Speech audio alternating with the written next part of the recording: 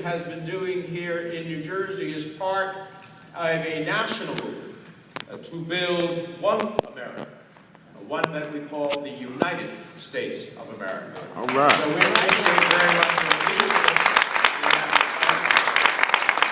I appreciate the coalition has it right. We need to work together to build one New Jersey, a safer, cleaner, smarter place to live and raise a family. And the truth is that your goal is a goal that I have been working towards most of my career.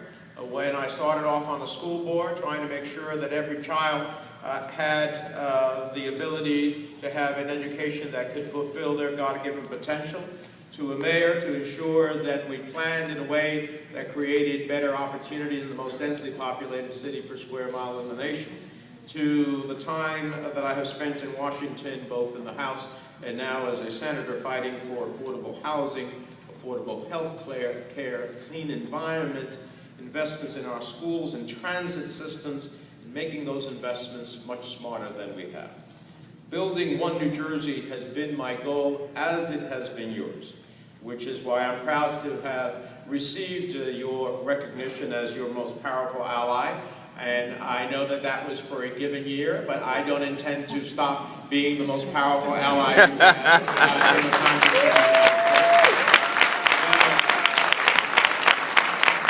The meaningful reform agenda that we all seek will ultimately lead to creating jobs and promoting equitable, fair, stable communities. It requires us not to turn the clock back on the progress that we have made in some issues, but it also requires us to have movement forward on a whole host of others. It requires that people on all sides of the political spectrum, and I heard the Reverend's remarks, I listened very intently. I am hoping for a greater opportunity. I'm very thrilled to see that there is bipartisanship here today, particularly at the local level.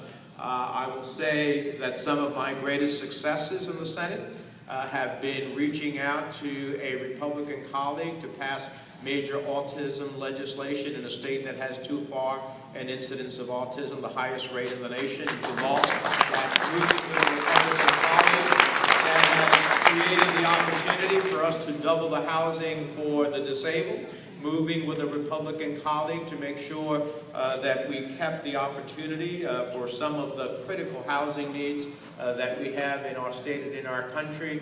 So we've had a long range of successes. They're not the ones, of course, you get to read in the newspaper.